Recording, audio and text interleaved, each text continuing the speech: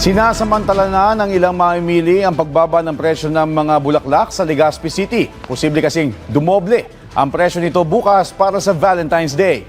Ang detalye sa Balitang Pambansa ni Paul Happy ng Radyo Pilipinas, Albay. Nagsisimula ng dumagsa ang mga mamimili ng bulaklak dito sa Legazpi City Public Market para sa Valentine's Day. Kaya naman si BJ, maagang bumili para sa kanyang kasintahan. Madalas daw kasing magkaubusan ng mga bulaklak dito sa mismong araw ng mga puso. So, minsan madami na, parang naubusan na, parang gano'n. Bukod sa nangangamba siyang maubusan ng regalo sa kasintahan, sasamantalahin na rin daw niya na mababa ang presyo nito. Sa ngayon, naglalaro sa 350 pesos hanggang 2,000 pesos ang presyo ng mga bouquet, depende sa klase at dami ng bulaklak. Habang 100 to 300 pesos naman ang bawat piraso ng rose at sunflower. Pero ang mga presyo na yan, posibleng dumoble bukas dahil dagsa na ang mga tao rito.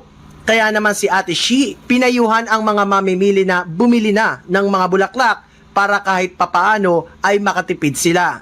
So bukas po, asahan po natin is dodoble po ang presyo kasi aside sa siksikan po siya, kasi yung mga Pilipino sanay na po yung pag Valentine's Day is nagbibigay ng bulaklak to show the love for their loved ones. Pero sabi nga nila, hindi dapat sukatin sa ganda ng regalo at presyo nito ang pagmamahal ng isang tao para sa iyo. Mula sa Radyo Pilipinas Albay, Paul Lapin para sa Balitang Pambansa.